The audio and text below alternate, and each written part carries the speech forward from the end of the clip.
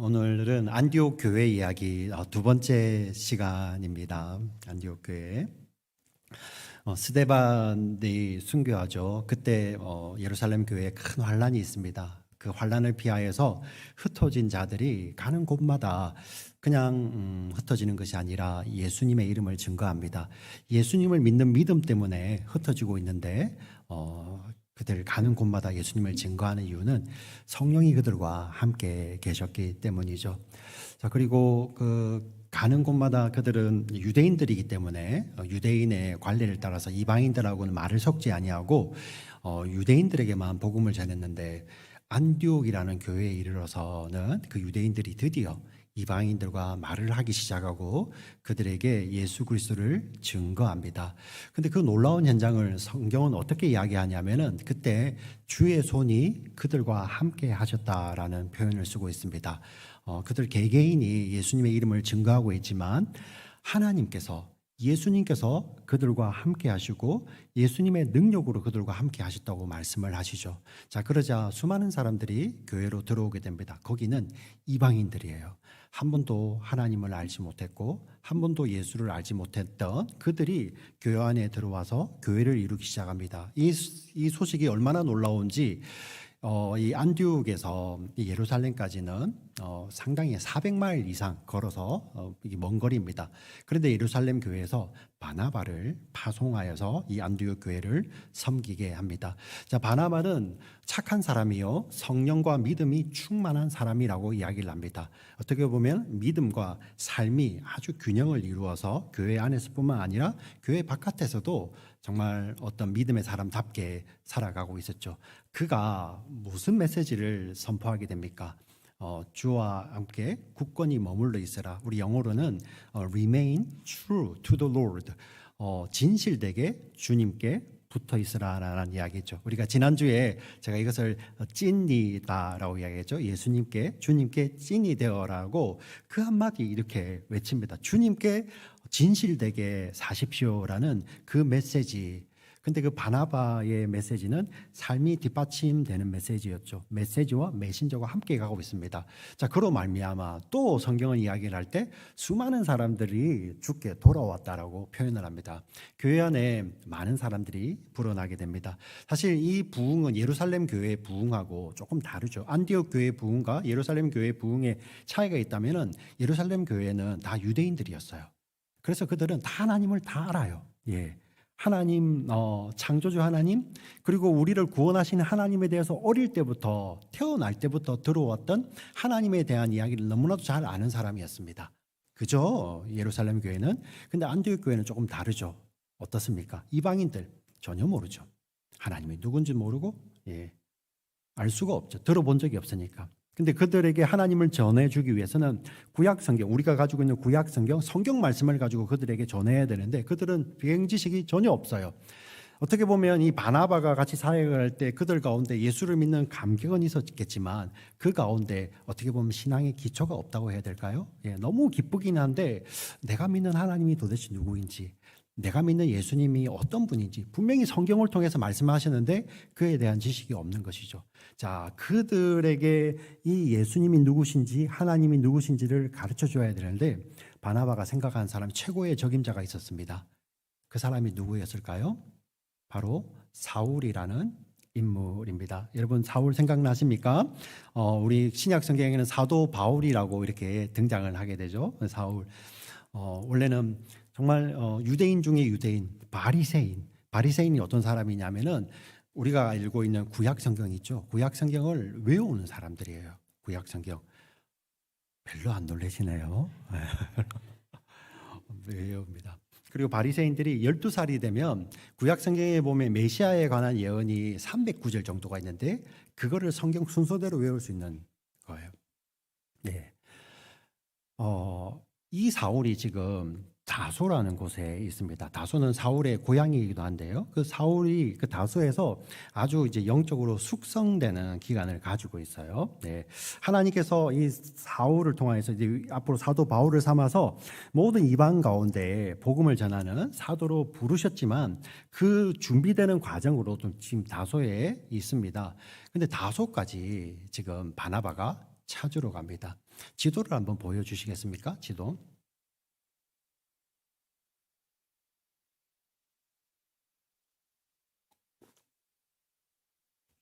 우리 밑에 편에 보면 예루살렘이라고 써 있죠. 네. 지금 이 지역 기도 참 많이 해야 됩니다. 중도 지금 막 이란에서 미사일이 날아오고 하는데 또 그렇다고 그거를 또 대응 사격을 하면 안 되지 않겠습니까? 좀 많이 기도해야 되는 시기입니다. 지금 예루살렘에서부터 안디옥까지 이거는 여러분들 구글 맵으로 해보시면 돼요. 여러분 내비게이션 잘 하시잖아요, 그죠? 이 내비게이션 하실 때 차로 하시면 찾길로 나옵니다. 그러면은 찾기라고 우리 일반 걸어다니는 길하고 다르겠죠? 일반 걷는 거로 해보니까 한 410마일 정도 나옵니다. 여기는 이제 키로를 쓰니까 키로로 나오죠. 600km 이상이 되는데요. 410마일 정도 되고 시간으로는 잠시도 안 쉬고 걷는 거로 하니까 6일 7시간이에요. 근데 만약에 하루에 12시간씩 걷는다면은 저게 2배로 늘어나겠죠. 그죠? 하루에 24시간을 걷는다는 가정하에서 6일 7시간이니까 만약에 하루에 12시간을 걸으면 12일 14시간이니까 14시간이면 또 하루를 쓰죠. 그죠? 그러니까 13일 정도 걸리는 것이 예루살렘에서 안디옥입니다. 그리고 안디옥에서 위에 왼쪽 위편으로 있는 다소라는 곳이 보이죠. 다소. 저기 보면은 여기는 나와 있지 않는데 제가 경유지를 해서 경유지 먼저 나오더라고요. 안디옥에서 다소까지 저 회색으로 나와 있는 길이 한 130마일 정도 됩니다. 시간으로 따지니까 걷는 거로는 2일 2시간이다. 2일 2시간. 그러면은 또 12시간씩 걸으면은 4일하고도 4시간이죠. 네. 근데 지금 예전처럼 뭐 전화기가 있습니까? 이메일이 있습니까? 어디서 만나자 이게 약속이 안 되잖아요. 불가능하죠.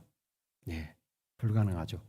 제가 예전에도 이야기했던 것 같은데 예전에 우리 탈라시의 교민들부터 제가 들은 이야기입니다. 어떤 분이 한국에서 오셔가지고 마이애미 공항에 내리셔서 연락이 오셔서 빨리 지금 마중 나오라고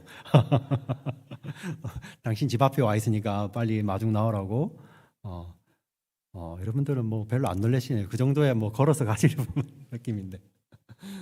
예. 다소가 큰 도시입니다. 네. 사울이 다소에 있는 건 알지만 사울의 집도 어딘지 모르잖아요. 그죠? 네. 만약에 어떤 지역이나 건물을 찾는 건 그나마 나을 거예요. 그 사람은 움직이잖아요. 그런데 찾으러 갑니다. 왜? 하나님께서 그 마음을 주셨거든요. 여기에 이 바나바를 통해서 이 사울을 이렇게 불러다가 같이 사역할 거. 그 내용이 오늘 읽었던 본문 25절, 26절입니다. 같이 한번 읽어보겠습니다. 25절, 26절 같이 읽습니다. 시작. 바나바가 사울을 찾으러 다소에 가서 만남에 안디옥에 데리고 와서 둘이 교회에 1년간 모여 있어 큰 무리를 가르쳤고 제자들이 안디옥에서 비로소 그리스도인이라 일컬음을 받게 되었더라. 아멘. 자, 여기 보시면 설명이 둘이 교회에 1년간 모여 있어. 조금 번역이 어색하긴 한데 둘이 1년 동안 같이 있었다는 이야기를 합니다. 동력을 했다는 거죠. 아름다운 동력입니다.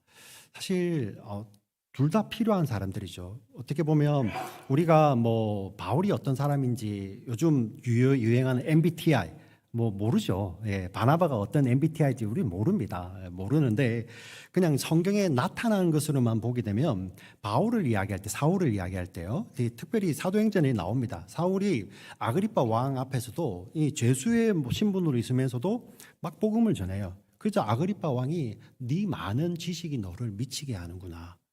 사울은 아주 지식이 많았어요. 구약 성경에 특히 구약 성경과 이 당시 이는 사울은 다소에서 나고 자랐기 때문에 헬라의 지식을 이렇게 많이 가지고 있었죠. 그 많은 지식이 있었고요. 근데 특별히 이제 바나바는 사도행전에 설명을 할 때 좀 지식적인 이야기를 하지 않습니다. 지식이 없었다는 말이 아니라 바나바의 특성을 이야기할 때 앞서도 이런 일이 있었죠. 이 사울이 예루살렘에서 이 스데반이 죽을 때 그 자리에서 증인 섰던 사람 아닙니까? 네. 그러니 여러분 같으면 어떻겠습니까? 내 형제가, 내 친구가, 내 가족이 죽는 그 자리에서 앞장서서 그를 돌에 맞는데 앞장섰던 사람입니다. 근데 그 사람이 다메섹까지 그리스도인들을 예수 믿는 사람들을 잡으러 갔다가 거기서 주님을 만나고 회심하고 예루살렘에 돌아와요. 소문은 그렇게 들려왔지만 막상 그가 우리 눈앞에 나타났을 때 어떻게 했어요? 이야, 이거 가짜면 어떡하지? 이 회심이 가짜고 오히려 막 밀정처럼 들어와서 우리를 이렇게 넘겨주면 어떡하지? 이런 두려움이 없지 않겠습니까? 왜 사람이 없겠습니까? 설령 그런 두려움이 없다 할지라도 내 형제, 내 자매, 내 가족들이 저 사람 때문에 고난을 당했습니다. 쉽지가 않겠죠. 그런데 그 순간에 바나바가 이 사울을 예루살렘 교회 안에 들여옵니다. 그 들여오기까지 과정까지 뭐 바나바가 관심법으로 이렇게 사울을 알았겠습니까? 아니죠. 사울과의 깊은 관계를 이렇게 이루어 갔겠죠. 그리고 잘 알아가면서 들어가면서 이의 회심이 진짜인 것을 알고 이 사울이 예루살렘 교회에 정착하는 것을 돕게 됩니다. 그때부터 이 사울과 그 예루살렘 교회의 믿음의 식구들이 형제라고 서로 부르게 됩니다. 형제. 네. 자, 그렇게 되죠. 자, 이 사울은 지금 그곳에서 예루살렘에서 스데반의 일 때문에 자기는 이렇게 죽으려고 순교까지 각오하지만 예수님께서 빨리 이곳을 떠나라 할 때 예수님 말씀해 주셔도 사실 사울이 거기서 버텨겨요. 내가 스데반이 죽는 현장이 있었습니다 라는 이야기를 하면서. 근데 그때 믿음의 지체들이 사울을 데려다가 같이 데리고 가이사랴로 갔다가 그곳에서 배를 태워서 다소까지 떠나보내게 됩니다. 그때부터 사울은 다소에 있었던 것이죠. 네. 자, 그런데 이 다소에서 어떻게 보면 예루살렘 교회에서 사역의 현장에서 잊혀져 가고 있던 이 사울을 찾아낸 사람이 또 바나바라는 것이죠. 그리고 그 바나바가 사울을 데려다가 다시 같은 리더십을 합니다. 사실 우리는 조금 이해가 안 가겠지만 이 당시 사도행전이 쓰여질 때 그리고 바나바와 사울이 활동을 할 때 이 안디옥 지역은 어떤 사람이 그 말을 가지고 제자를 만들어서 그것이 그 영향력이 그 사람의 성공의 척도가 되는 그런 시대였어요. 여러분 그리스 그다음에 로마 가운데서 그런 철학자들 잘 아시지 않습니까? 그들이 제자를 가지고 얼마나 많은 영향력을 미치는지 그들의 삶에 어떻게 보면 이렇게 성공을 좌우하는 거예요. 그래서 리더십을 누구하고 나누지 않습니다. 네. 그런 시대인데 바나바는 이 사울을 데려다가 어떻게 보면 성경에 관해서도 그리고 이 사울은 예수님을 직접 만났어요. 다메섹 도상에서. 네. 그런데 그를 데려다가 함께 리더십을 행사를 하게 됩니다. 그리고 뒤에 또 어떤 일이 있냐면 우리 마가복음을 기록한 마가라는 형제가 청년일 때요. 1차 선교 여행을 따라가다가 우리 사울과 그때는 바울이죠. 바울과 바나바가 성령께서 이제 파송을 해서 1차 선교 여행 세계를 돌아다닙니다. 그런데 이 마가라는 사람이 비시디아 안디옥에 이르러서 거기가 산세가 험하고 강도들이 많습니다. 마가가 겁먹고 도망가래요. 예루살렘으로 배 타고 도망가 버립니다. 여러분 선교 여행을 같이 가고 있는데 청년부 회장을 같이 데려갔어요. 근데 가는 게 가자마자 바로 저 못하겠어요 하면서 배 타고 돌아가 버린 거예요. 그러면 다음에 다시 선교 여행 갈 때 데려갈 수 있겠습니까? 너무나도 힘들죠, 그죠? 근데 바나바는 끝까지 이 마가를 챙깁니다. 근데 그 흠 많은 마가였지만 뒤에 우리 신약 성경에서 이 마가의 뒷이야기들은 정말 그 교회 신학교의 기둥처럼 쓰입니다. 바울도 내 아들 마가라고 부르고요. 베드로도 내 아들 마가라고 부르면서 그가 우리 교회에 유익하다라고 이야기를 합니다. 그 역할을 하는 것이 바로 바나바지요. 이 안디옥 교회는 이러한 바나바의 역할과 그리고 이 성경을 아주 잘 풀어서 가르치며 예수 그리스도를 증거하는 이 사울이 함께 사역을 하고 있습니다. 정말 아름다운 동력이죠. 우리 교회도 이 안디옥 교회와 마찬가지로 이 신약 교회, 우리 교회도 우리 세계에 있는 모든 교회가 바로 이런 교회가 되어야 되는 것이죠. 하나님의 말씀을 이 말씀에 근거해서 분명히 선포합니다. 그 말씀이 변화시키죠. 그런데 그 말씀이 삶에 스며들어서 우리의 삶을 변화시키시고 우리의 삶을 이렇게 조각조각 연결해 갈 때 그때 어떤 역할이 필요하냐면 바로 바나바와 같은 그런 역할이 분명히 필요하고 리더십이 필요하다는 것입니다. 우리 교회 권사님들이 여러분 계시고 안수 집사님들이 여러분 계시고 또 집사님들이 계십니다. 그리고 새로 오시는 분들보다 먼저 교회를 출석하신 분들이 계시죠. 나는 성경에도 잘 몰라. 네, 그렇게 말씀하실 수 있습니다. 예, 뭐 그럴 수도 있죠. 그러나 근데 우리가 믿는 예수님은 한 분이시잖아요. 그분 때문에 우리의 삶이 정말 누군가를 세워주는, 예, 그리고 실수하고 실패했던 사람, 그런 사람이 존재한다 할지라도 그에게 다시 다가가서 한 번 더 기회를 주고 손잡아주고 다시 교회에 들어와서 함께 교회를 섬겨가는 그 아름다운 그런 섬김, 동력이 있는 것이 교회 아니겠습니까? 할렐루야. 네. 오늘 교회, 안디옥 교회를 통해서 하나님이 말씀하시는 것도 바로 이 말씀입니다. 분명하게 예수 그리스도를 증거하는 하나님의 말씀이 분명하게 선포되어지지만 우리의 삶 가운데 일상을 살아가는 믿음의 여정 가운데서 그 말씀을 붙들고 정말 변화된 성품으로 주변의 사람들을 함께 이렇게 어울려가며 엮어가며 함께 그 길을 걸어갈 수 있는 바나바와 같은 그러한 리더십도 반드시 필요하다는 것입니다. 이게 다른 사람 어떤 사람을 이야기할 것이 아니라 성경을 통해서 주님은 지금 이 말씀을 듣고 계시는 여러분 한 사람 한 사람을 그 자리에 두시는 거예요. 할렐루야. 예. 다 같이요. 아멘. 아멘. 저는 아직 그 정도는 아닌데요, 목사님. 네. 주님께 기도합니다. 주님께 기도하고 주님 바나바가 그 역할을 하고 있죠. 그 둘이 함께 사역을 하니 1년 사이에 정말 어마어마한 사람들이 늘어가면서 수적으로도 늘었지만 양적으로 늘었지만 질적인 변화가 있어요. 뭐라고 합니까? 비로소 그때부터 그리스도인이라고 불렸다고 하죠. 비로소 26절 다시 한번 띄워주시겠습니까? 비로소 그리스도인이라 일컬음을 받게 되었더라. 수동형이죠. 예, 자기들이 우리가 그리스도인이야 이렇게 말하지 아니하고요. 사람들이 그들을 보고 그리스도인이라고 이야기를 합니다. 이 안디옥에 있는 이 이방인들이요, 예수님을 한 번이라도 본 적 있습니까? 없죠. 없어요. 근데 뭘 어떻게 알고 그들을 그리스도인이라고 불렀을까요? 예. 이 안디옥 교회에 있는 교회 사람들이 뭐 다른 특별한 일을 했을까요? 자기들끼리만 모여가지고 세상하고 완전히 담쌓고 살면서 자기들끼리 먹고 즐기고 했을까요? 그러면 그들을 그리스도인이라고 안 불렀겠지. 모르니까. 왜? 알 수가 없잖아요. 뭐하고 사는지. 근데 똑같이 삶의 현장에 있었지만 하는 일은 똑같았는데 어느 날부터 삶의 질이 달라지는 거죠. 예. 그들의 삶의 모습이 달랐고 그들이 말하는 것이나 행동하는 것이 달랐겠죠. 생각이 달랐겠죠. 이거 뭐지? 이것이 이 달라진 것이 그들이 말하는 그리스도의 삶인가? 그러면서 그것이 결합되어서 드디어 그들을 보고 저들의 달라진 삶, 저들의 달라진 말과 생각과 행동을 보니 그들이 말하는 예수라는 사람이 그리스도라는 사람이 바로 이분이구나.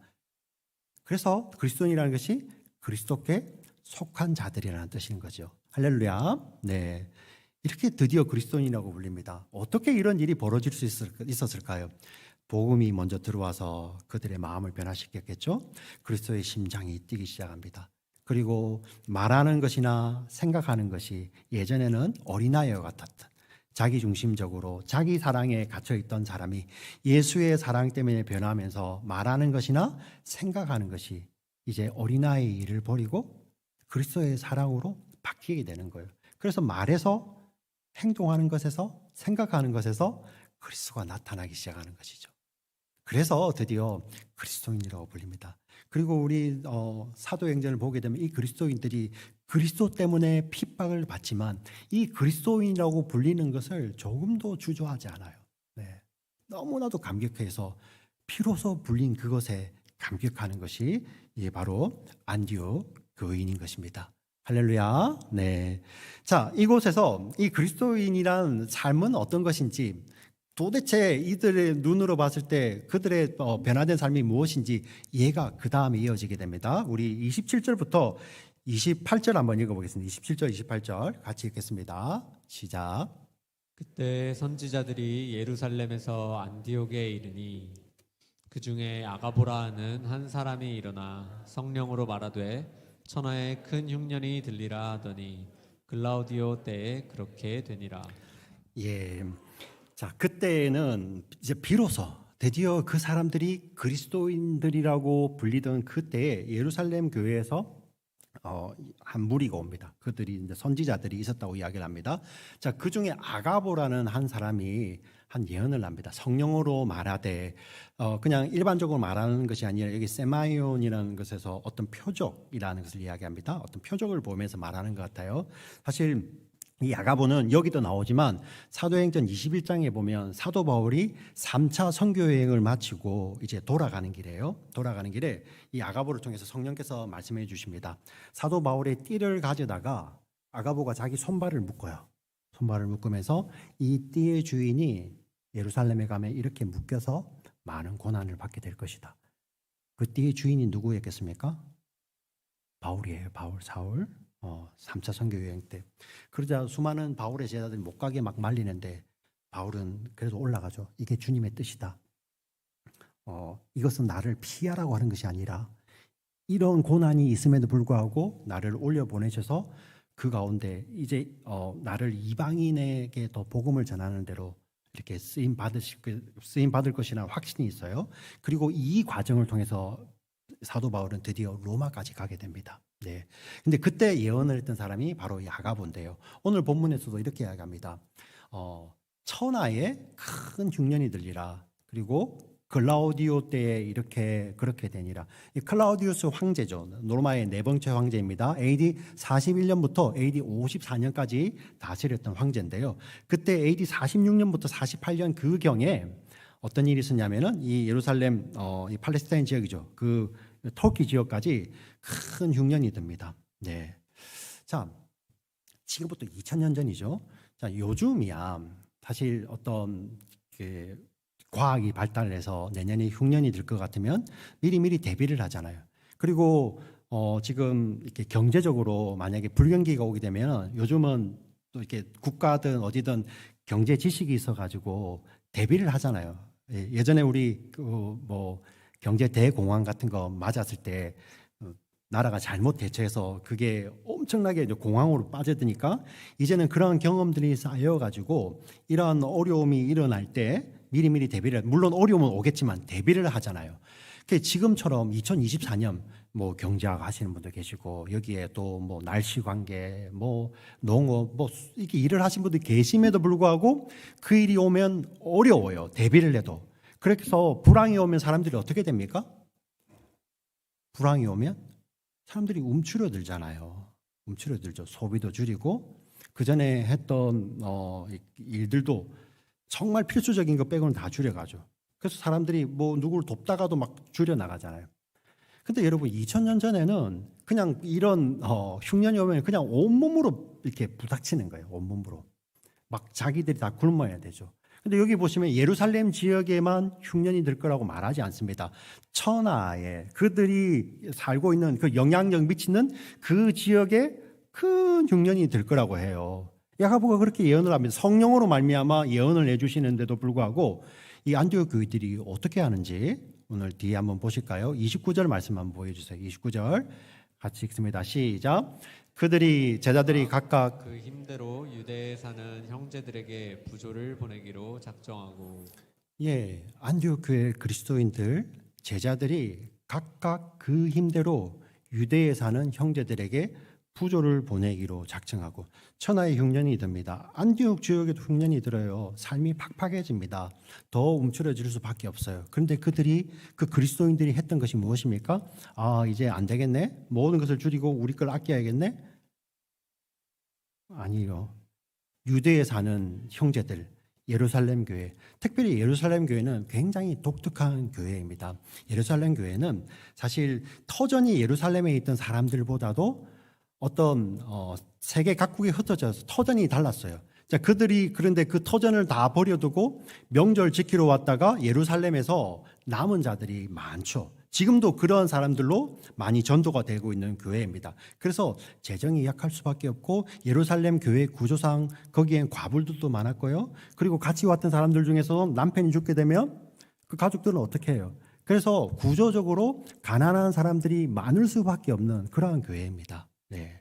그렇기 때문에 안디옥에도 흉년이 들 것입니다. 그럼에도 불구하고 그들이 각각 그 힘대로 어떤 사람들 돈 많은 사람 너가 하고 우리는 뒤에 빠져 그게 아니에요. 각각 부한 자나 가난한 자나 조금 더 가진 자나 조금 덜 가진 자나 그거 상관없이 각각 그 힘대로 어떻게 보면 믿음의 분량대로죠.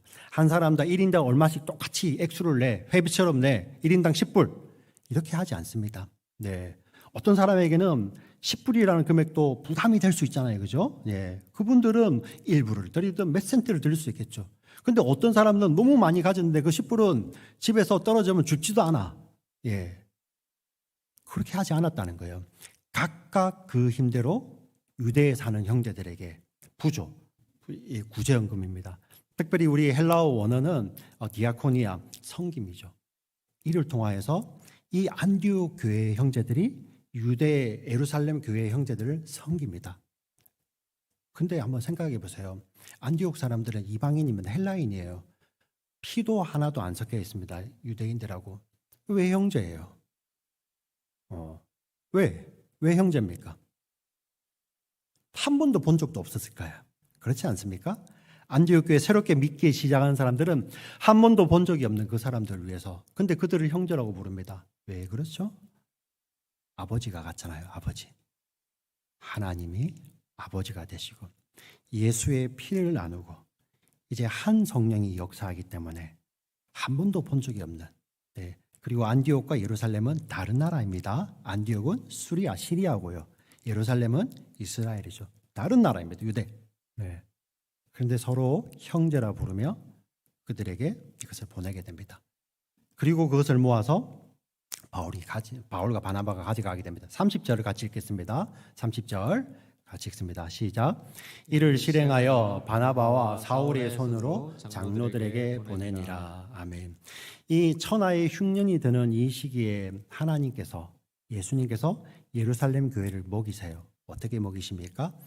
안디옥 교회 성도들, 예수를 주라고 부르는 그리스도인들 통하여서 예루살렘 교회를 형제라고 부르는 그들을 통하여서 먹이고 계시는 거예요. 할렐루야. 네, 하나님 이렇게 일하시는 것입니다. 이것이 그리스도인이라는 거예요. 자, 2000년 전에 이렇게 성경에 이렇게 기록되어 있습니다. 오늘날도 동일하게 일어나고 있죠. 제가 이 그리스도인이 어떤 정체성을 가지고 있는지 정말 제일 좋은 예를 하나를 제가 설명을 드리려고 합니다. 1912년도에 세계적으로 엄청난 충격을 주는 큰 사건이 있었어요. 혹시 아시는 분 계세요? 1912년도. 맞출 때까지 기다려야지. 성가 지휘자님. 힌트. 영화도 나왔어요. 영화.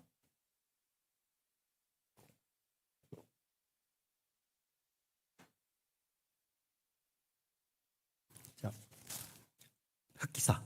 또 다른 분 계시나요? 정답. 영화 나왔죠. 1912년도에 일어났던 사건인데요. 타이타닉이라는 배가 빙산과 충돌해서 이렇게 가라앉게 되죠.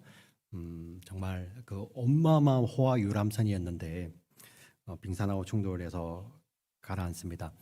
그때 한 2-3시간 정도 충돌하고 난 후에 또 있다가 가라앉게 되죠. 자, 그런데 그때부터 한 2년 뒤입니다. 1914년도에 그 Empress of Ireland라는 배가 있어요. 캐나다와 영국을 왔다 갔다 하는 배입니다. 캐나다와 영국을 왔다 갔다 하는 그 배인데 그 배도 충돌을 하게 됩니다. 그 배는 노르웨이 화물선하고 충돌을 하게 되는데요.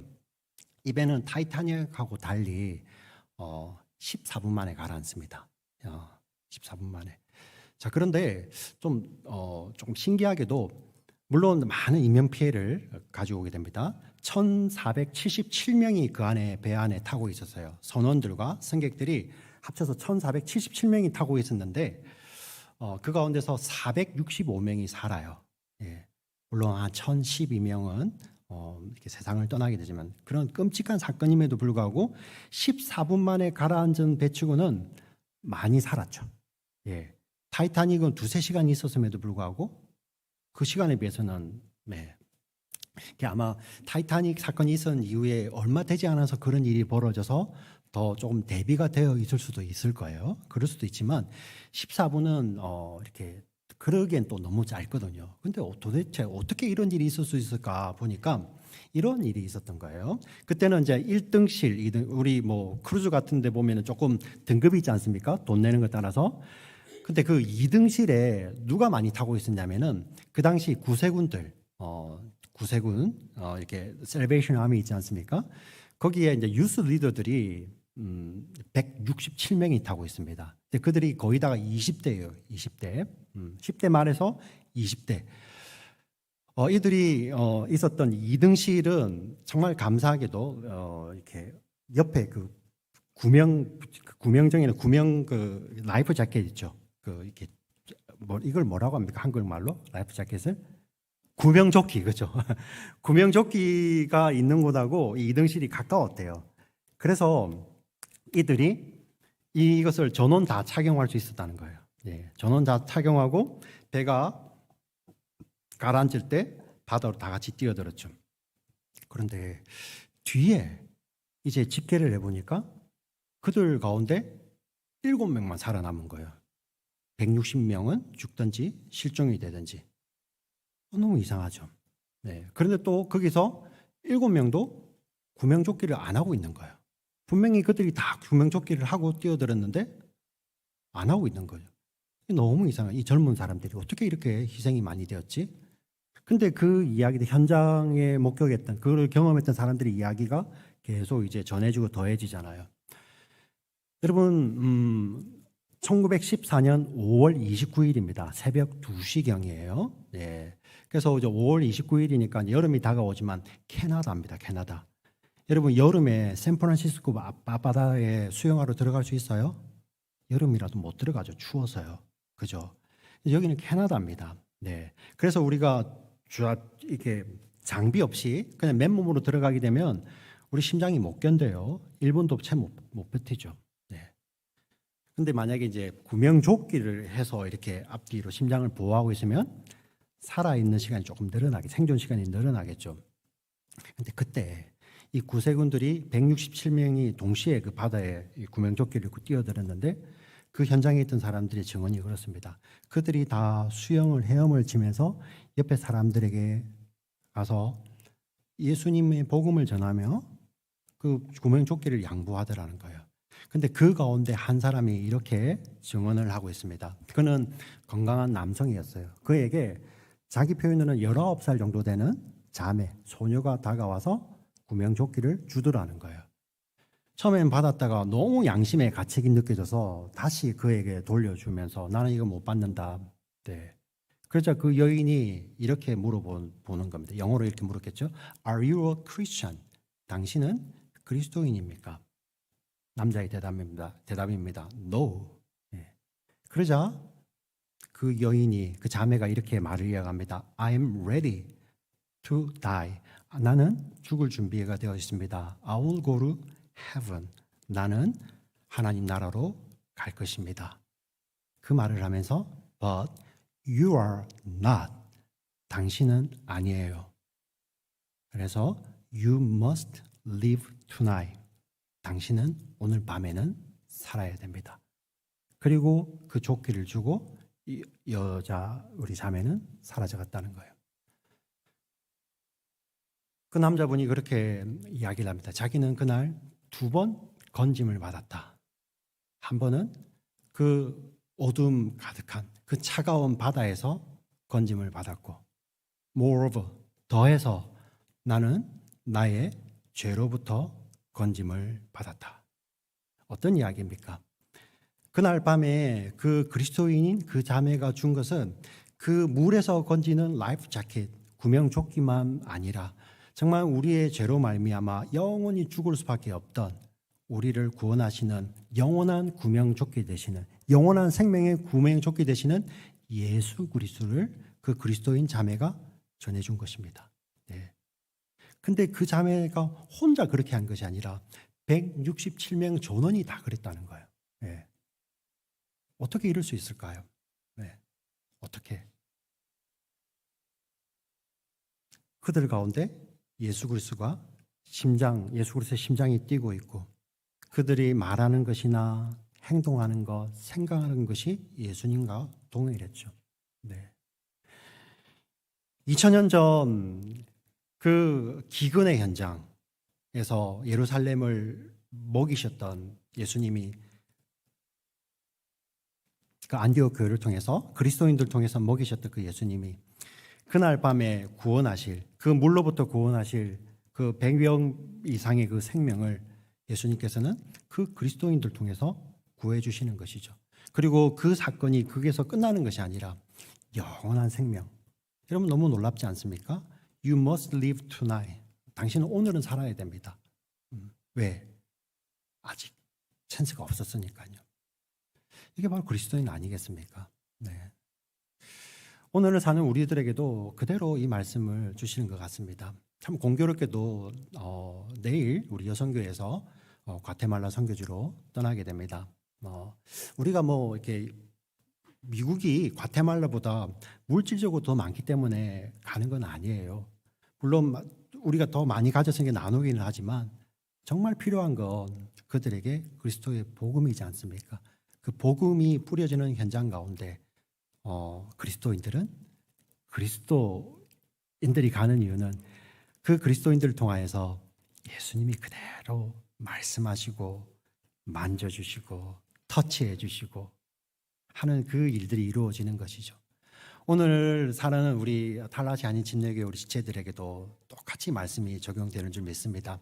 우리는 우리 교회를 다니는 우리 교회 교인이기도 하지만 정말 여러분들 주변에 여러분들 가족들에게는 어떤 자들입니까? 그리스도 주 예수께서 여러분들을 그리스도인 되게 하셔서 그곳에서 말씀하고 계시고 손 내밀어 그 구원으로 초청하시는 그 역할로 여러분들이 계시는 거 우리가 거기에 있는 줄 믿습니다. 아멘, 아멘. 우리가 바로 그 자리에 있는 것입니다. 그래서 오늘 이 말씀을 들으시는 우리 모두에게 이 말씀을 통해서 동일하게 주시는 것은 우리가 바로 그리스도인입니다. 우리는 조금도 부끄러워하지 않고 주저하지 않을 것이고 주님 오시는 그날까지 우리를 사랑하셔서 자기의 생명을 나누어 주셨던 그 생명의 주인 되신 예수 그리스도를 증거하는 삶을 살다가 주님 다시 오실 때 그때 같이 만나는 주님 만나는 우리 모두가 되시기를 주님의 이름으로 부탁을 드리고 축원드립니다. 아멘. 살아계신 하나님 아버지 참으로 감사합니다.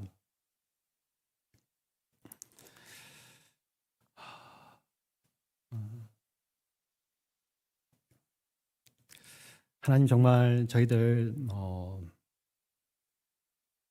머리로만 반응하지 않게 하여 주시고 정말 우리의 삶을 바꾸고 우리 영원한 우리 생명, 영생이냐 영벌이냐 바꾸는 예수 그리스도를 믿는 자로서 하나님 믿는 자답게 그리스도인답게 살아갈 수 있는 저희들 되게 하여 주시옵소서.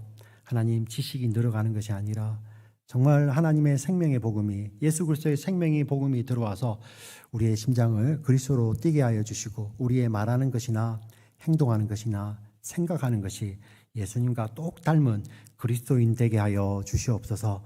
살아계신 우리 구주 예수 그리스도의 이름으로 기도드립니다. 아멘.